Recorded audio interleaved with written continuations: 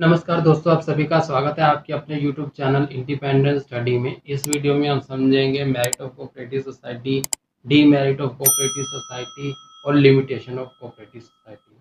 ठीक है, सबसे पहले हम समझते हैं कि मेरिट ऑफ कोऑपरेटिव सोसाइटी, जो हमारी कोऑपरेटिव सोसाइटी होती है, उसके आखिर क्या क्या लाभ होते हैं।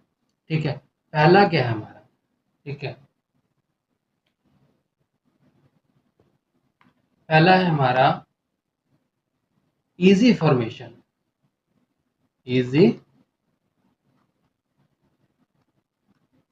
मतलब कि है सरल स्थापना, मतलब आसानी से हम इसकी स्थापना को कर सकते हैं, ये इसकी मेरिट है। ये मतलब जो कार्य समितियां एक ऐच्छिक संगठन के रूप में सरलता से की जा सकती है, स्थापित की जा सकती है।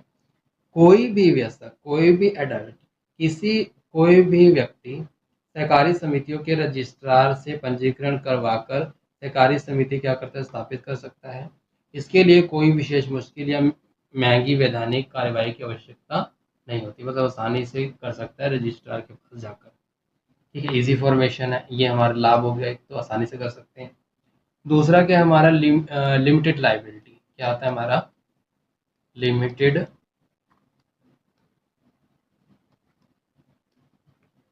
लिमिटेड लाइबिलिटीज, हिंदी में बोलते हैं इसको सीमित दायरे। इस संगठन में सदस्यों का दायित्व उनके अंशों, मतलब उनका जितना भी उन्होंने शेयर खरीद रखा हो, या उनके द्वारा दी गई गारंटी तक ही सीमित हो सकता है। कि अगर मान लो अगर हानि वगैरह हो सकती है तो मैं इतने तक ही हानि को उठा सकता, इससे ज़्यादा नहीं उठा सकता। ठीक है, ये तो लिमिटेड लाइबिलिटी हो गई, मतलब संगठन के सदस्यों का दायित्व उनके द्वारा शेयर या उनके द्वारा दी गई गारंटी तक ही क्या होता है, सीमित हो सकता है। ठीक है, अगला हमारा क्या है इसमें, और क्या है हमारा स्टेबिलिटी। स्टेबिलिटी का मतलब क्या होता है, स्थायित्व। स्थायित्व मतलब कि पूर्ण वैधानिक अस्तित्व होने के कारण सहकारी समितियों में स्थायित्व स्थायित्व का गुण पाया जाता है, और आधार सदस्यों की मृत्यु या उनके दिवालिया होने पर सदस्यों के अस्तित्व पर कोई भी प्रभाव नहीं पड़ता। स्टेबिलिटी का मतलब क्या आता है, स्थायित्व। जो अगर हम कोऑपरेटिव सोसाइटी को रजिस्टर्ड करा लेते हैं तो उसका एक अलग वैधानिक अस्तित्व होता है, मतलब आर्टिफिशियल पर्सन होता है। ठीक है, और इसमें अगर जो भी हमारे इसमें सदस्य हैं उनमें से किसी की जो है मृत्यु हो जाती है या कोई दिवालिया हो जाता है, उसके पास पैसे वगैरह नहीं बचते, तो इससे कोऑपरेटिव सोसाइटी पर कोई भी फर्क नहीं पड़ता। नहीं, ये एक तो लाभ है। अगला हमारा क्या है, अगला है कि डेमोक्रेटिक मैनेजमेंट। डेमोक्रेटिक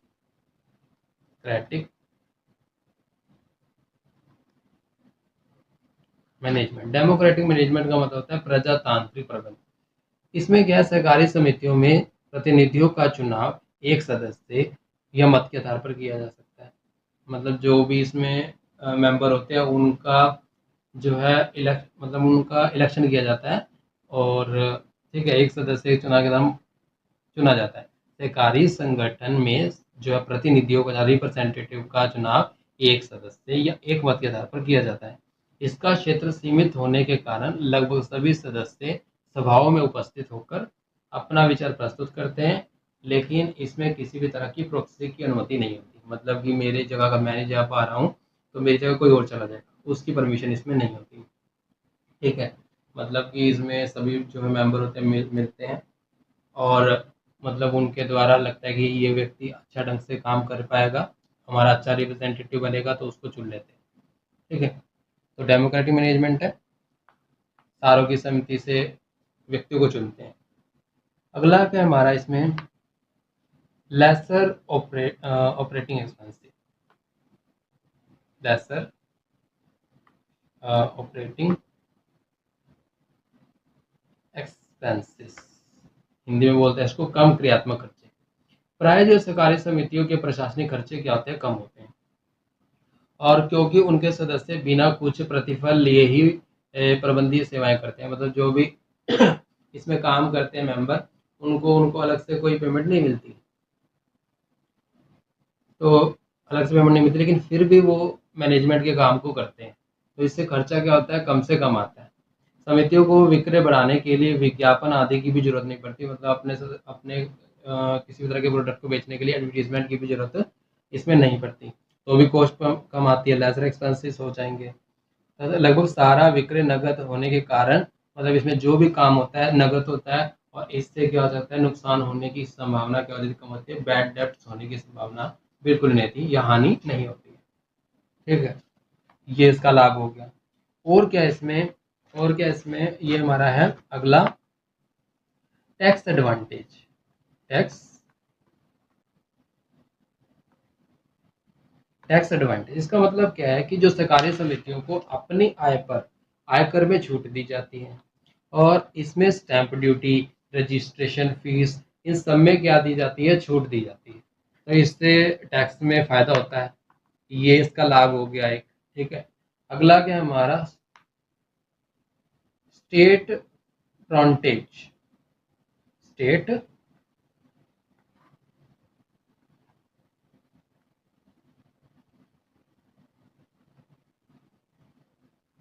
स्टेट पैरोनेज, सहकारी संरक्षण। ठीक है, सहकारी सरकार जो है सहकारी समितियों को वित्तीय अनुदान या आसान शर्तों पर ऋण देकर इनकी क्या करती है, सहायता करती है। क्योंकि इन समितियों का उद्देश्य जो है समाज के गरीब लोगों का क्या करना होता है, विकास करना होता है, और इसलिए सरकार उनके इनके प्रति क्या होती है, उदार रवैया अपनाती है, मतलब इनको ज़्यादा से ज़्यादा क्या देती है, छूट देती है। ठीक है, तो इसे क्या बोलते हैं, स्टेट पैट्रोनेज। अगला क्या है, सस्ती दर पर वस्तु उपलब्ध कराना। सस्ती दर पर वस्तु उपलब्ध कराना, इसका मतलब क्या लिखेंगे इसमें, supply of goods at cheaper rate. Supply of goods at cheaper rate. ठीक है, क्योंकि समितियां जो है वस्तुओं सीधे ही होलसेलर से खरीदती हैं, और बड़ी मात्रा में क्या करती हैं, खरीद देती हैं, और इससे उन्हें जो है सस्ती कीमत पर इसलिए उन्हें वस्तुएं जो है कम प्राइस पर मिल जाती हैं। और यही कारण है कि समितियां अपने सदस्यों को बाजार से कम दर पर वस्तुएं विक्रय करके क्या करती हैं, उनको लाभ पहुंचाती हैं। ठीक है, ये एक लाभ हो सकता है, supply of goods at cheaper rate. और क्या हो सकता है इसमें,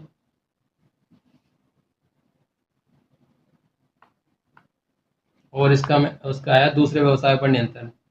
check on other business. Check on other business.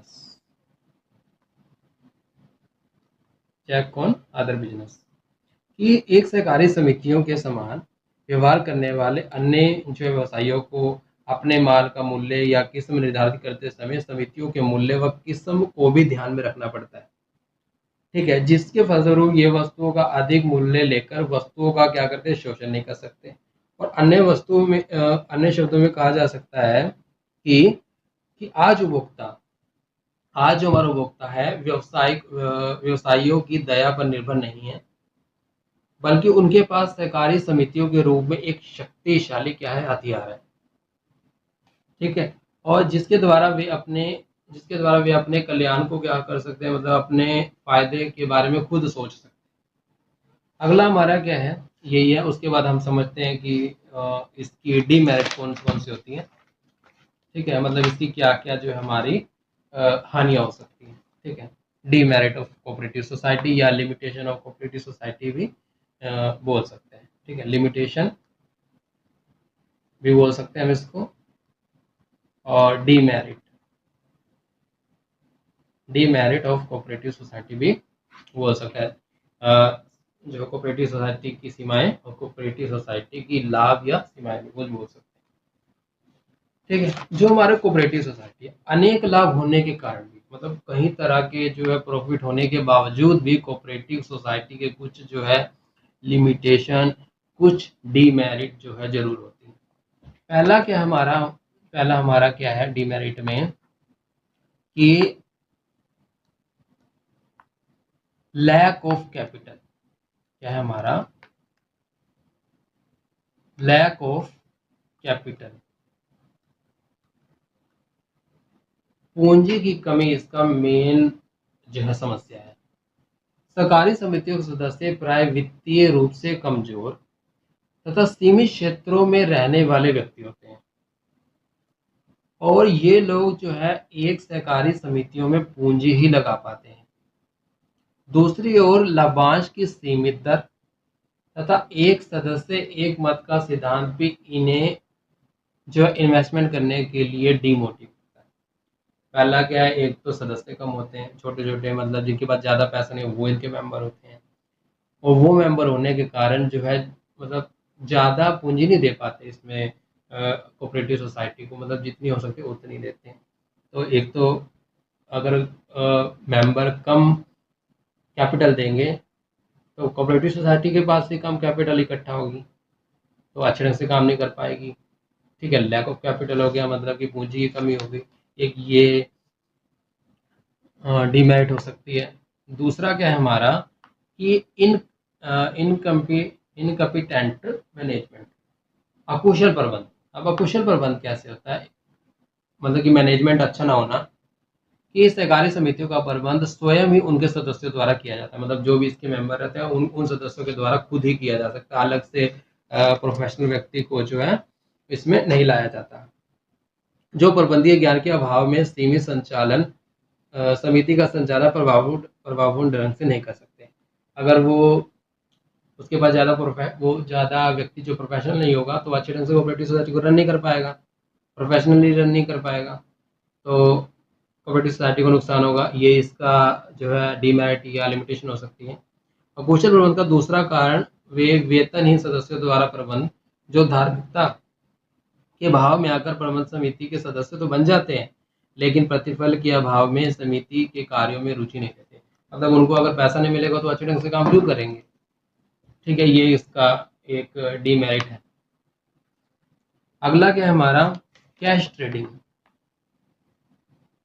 Cash trading,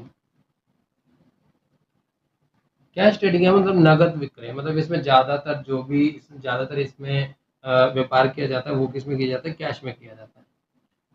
cash trading समितियों का लाभ भी है और हानि भी हो सकती है। अगर कैश में कोई भी कंपनी, कोई भी समिति अगर व्यापार करती है तो उसको लाभ भी हो सकता है और हानि भी हो सकती है। इनके सदस्य प्राय गरीब लोग होते हैं, ठीक है, जिनको उधार माल की आवश्यकता होती है। यद्यपि सहकारी समिति उनको कम मूल्य पर माल उपलब्ध कराती है, लेकिन उधार सुविधा के अभाव में उन्हें अन्य व्यापारियों के चंगुल में फंसना पड़ता है। ठीक है, अगला क्या है हमारा, राजनीतिक हस्तक्षेप, पॉलिटिकल इंटरफेरेंस। पॉलिटिकल इंटरफेरेंस,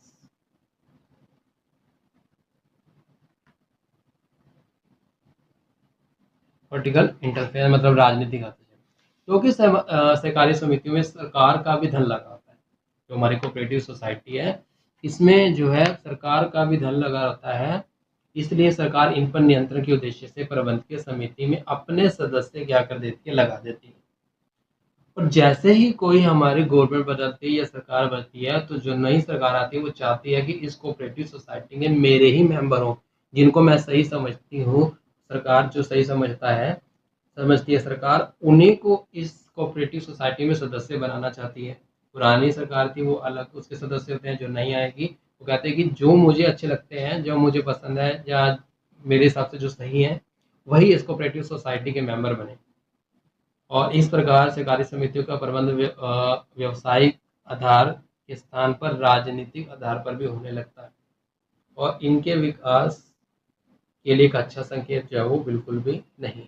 ठीक है, और क्या हो सकता है, और क्या हो सकता है इसमें, लैक ऑफ मोटिवेशन।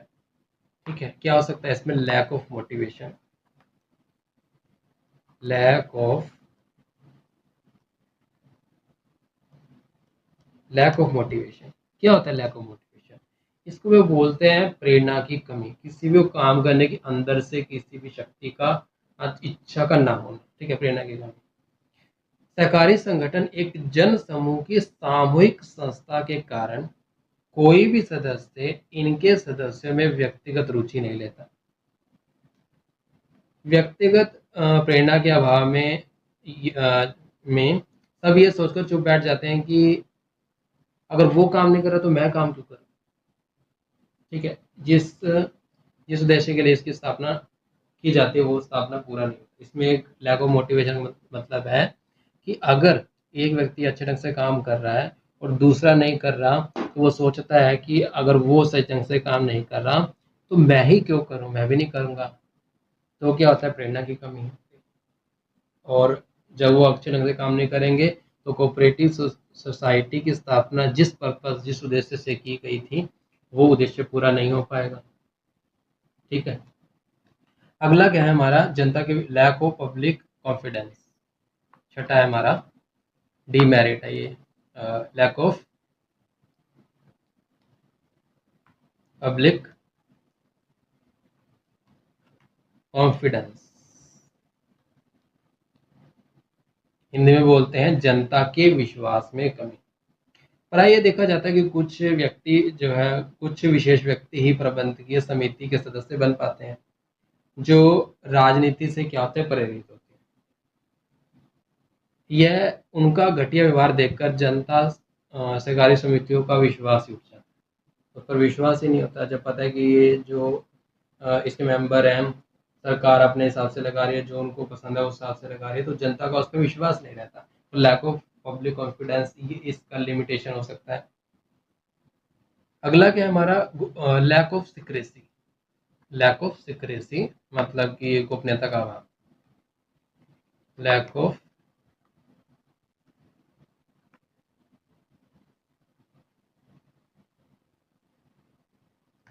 गोपनीयता का अभाव।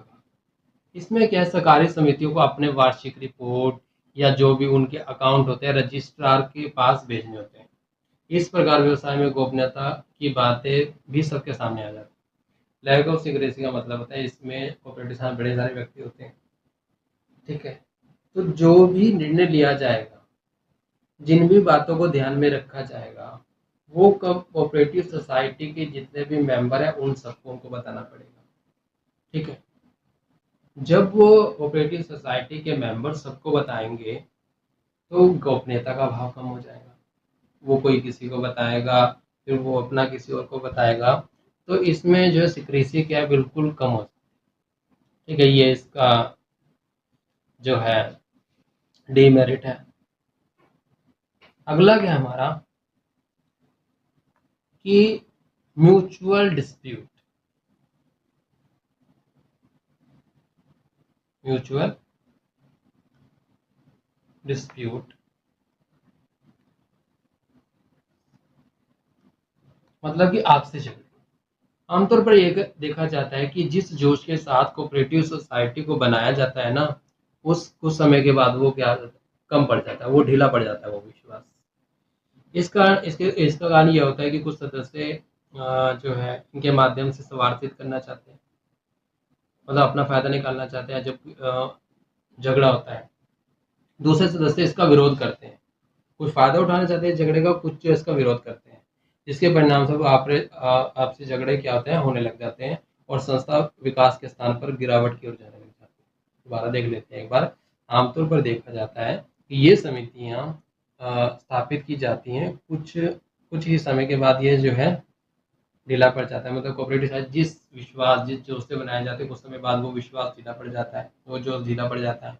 इसके कारण यह होता है कि कुछ सदस्य इसके माध्यम से स्वार्थित करना चाहते हैं, अपना फायदा निकालना चाहते हैं, तथा कुछ सदस्य उनका विरोध करते हैं, और जिसके परिणाम से आपसी झगड़े जो है होने लग जाते हैं और संस्था विकास के स्थान पर क्या चली जाती है, गिरावट की ओर। ठीक है। अब हमने पिछले वीडियो में हमने ये समझा कि कोऑपरेटिव सोसाइटी का क्या मतलब है। ठीक है। हमने अब तक ये भी समझा कि जो हमारी कोऑपरेटिव सोसाइटी है उसका क्या मतलब है। कोऑपरेटिव सोसाइटी कितने तरह की होती है ये भी हमने समझ लिया। कोऑपरेटिव सोसाइटी की मेरिट समझ ली और डीमेरिट समझ ली। अब इसका कंक्लूजन देखते हैं, निष्कर्ष निकालने की कोशिश करते हैं कि आखिर कोऑपरेटिव सोसाइटी होती ही क्या है। निष्कर्ष पे भी तो हमें पहुंचना पड़ेगा। हमने इतनी सारी वीडियो समझी तो हमने क्या समझा, आखिर क्या निष्कर्ष निकालते हैं ये समझते हैं। अब हम कंक्लूजन निकालते हैं कोऑपरेटिव सोसाइटी का। कंक्लूजन, निष्कर्ष निकालते हैं। सहकारी समितियों के लाभ या हानियों का अध्ययन करने के बाद हम इस कंक्लूजन पर पहुंचते हैं कि जो हमारी कोऑपरेटिव सोसाइटी हैं, समाज के गरीब व सीमित साधन वाले व्यक्तियों के लिए संजीवनी बूटी का काम करती है, अर्थात उनके विकास को पूरा सहयोग देती है। केवल आवश्यकता इस बात की है कि कमियों या दोषों को दूर करने की क्या की जानी चाहिए, कोशिश की जानी चाहिए। यदि इन समितियों में कार्य करने वाले लोगों को प्रबंध में जो इसमें काम करते हैं, अगर उनको मैनेजमेंट की ट्रेनिंग दे दें, उनको ज़्यादा कैपिटल उपलब्ध करा दें, ज़्यादा पैसा दे दें, राजनीतिक हस्तक्षेप पॉलिटिकल इंटरफेरेंस को कम कर दे, मतलब कि सरकार इन समितियों में ज़्यादा इंटरफेरेंस ना करे, और व्यक्तिगत हितों के स्थान पर सामूहिक हितों को प्राथमिकता की भावना पैदा कर दी जाए। इस समितियों में ऐसा ऐसा विश्वास दिलाया जाए कि तुम अपने फ़ायदा उठाने की जगह पूरे लोगों का फ़ायदा उठाओ, पूरे लोगों को फ़ायदा दो। ऐसी भावना को पैदा कर दिया जाए तो सरकारी समितियां समाज के गरीब लोगों के लिए क्या साबित हो जाएंगी, वरदान साबित हो जाएंगी। ये हमारा कोऑपरेटिव सोसाइटी का कंक्लूजन है, निष्कर्ष है। सरकारी समितियों के लाभों को देखते हुए भारत में अब छोटी छोटी समितियां ही नहीं बल्कि बड़े आकार वाले कोऑपरेटिव स्थापना भी होने लगी, जैसे Indian farmer fertiliser cooperative IFFCO, IFFCO मतलब कि Indian farming fertiliser cooperative, Hindi में बोलते हैं इसको भारतीय कृषक फर्टिलाइजर सहकारी समिति। ठीक है, छोटी ही नहीं बल्कि अब बड़ी बड़ी कोऑपरेटिव सोसाइटियां भी हमारी इंडिया में बनने लगी है। इस वीडियो के लिए इतना ही। अगली वीडियो में हम कंपनी के चैप्टर को समझेंगे कि कंपनी आखिर होती क्या है, इसके क्या लाभ हैं, कंपनी कितनी तरह की होती है, बहुत सारी वीडियो आएंगी। इस वीडियो के लिए इतना ही। Thank you.